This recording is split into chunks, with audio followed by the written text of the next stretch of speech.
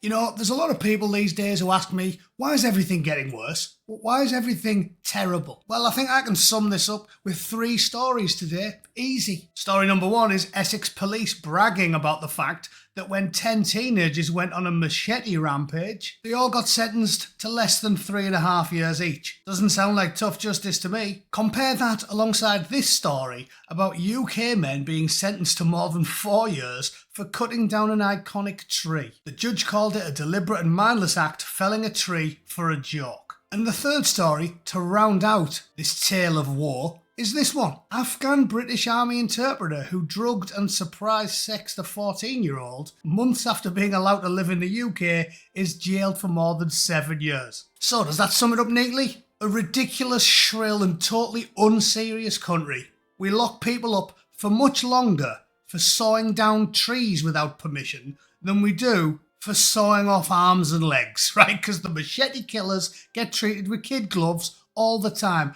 And the cherry on top is that we've imported millions of the worst people on planet Earth. And no wonder why there's a population crisis. Dare I suggest that people aren't really comfortable having children these days because they can't afford a house, can't rely on the health service, and genuinely have a fear that the kids might get blew up at a pop concert, or the wives and mothers might get an 8-inch surprise when they go out jogging via the medium of a poorly vetted fighting age man from a third world country. I mean, it's not rocket science, is it?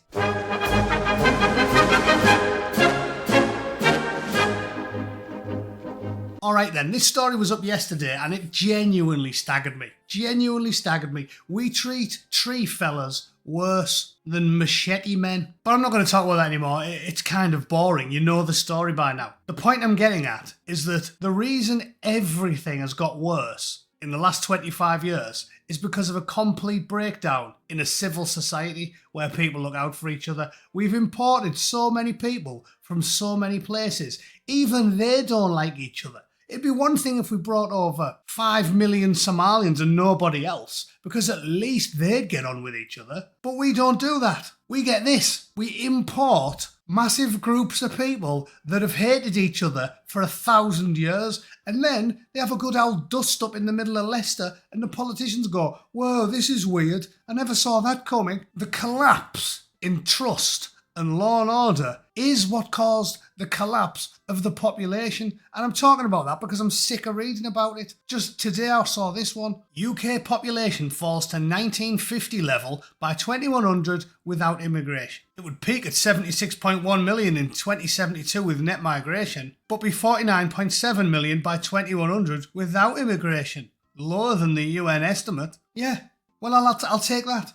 I'll take that. Thanks, that'll do me. All we've done for the last 30 years in response to people not having children is import people from the third world who make it more likely that nobody else is going to have children. And guess what? They age. This fella, for example, Azabadullah Najibullah, he's going to age, you know. He's going to come over here, he's going to live on benefits for 30 years, and then he's going to draw his pension.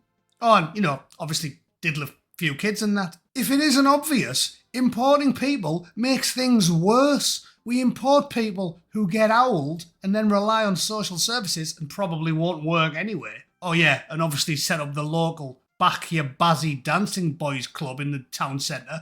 But them coming here is the reason nobody else is having children. As I pointed out here, if we deported 10 million wankers, people would start having children again. House prices would go down, confidence and happiness would go up, and most importantly, I'd be less worried about someone blowing up my kids and then gorilla effing my missus while she's out jogging. Easy that, innit?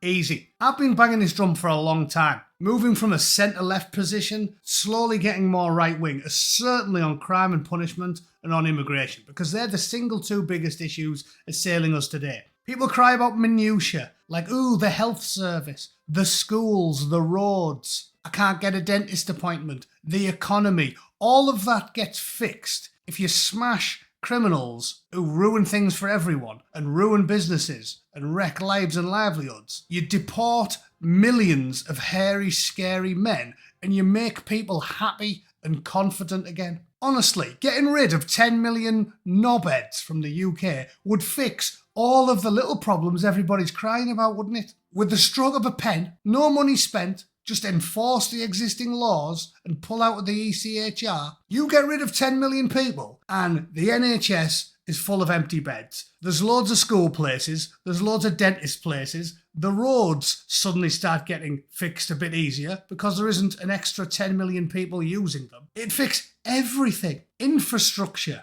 blackouts and energy supplies, sewage systems, oh, they're all knackered. Look at all the sewage in the rivers. Everything gets fixed if we deport millions of illegal and occasionally legal continental gypsies that bring nothing to the table. Prove me wrong. Does anybody watching this video think, watching all of this crime all over the TV, reading these stories about big gangs of machete-wielding teenagers with names like Omoho Iragoho, does anybody think this doesn't affect confidence or willingness to start a family and get on with your life and pay your taxes? Because if you do, you've got less brains than Diane Abacus, and she's a 60-year-old woman that still wears Velcro shoes because shoelaces are a little bit beyond her. So this much-touted little graph here is almost obfuscating the problem. It's making out like we need more people to move to the UK when we don't. We need less, because if we got less,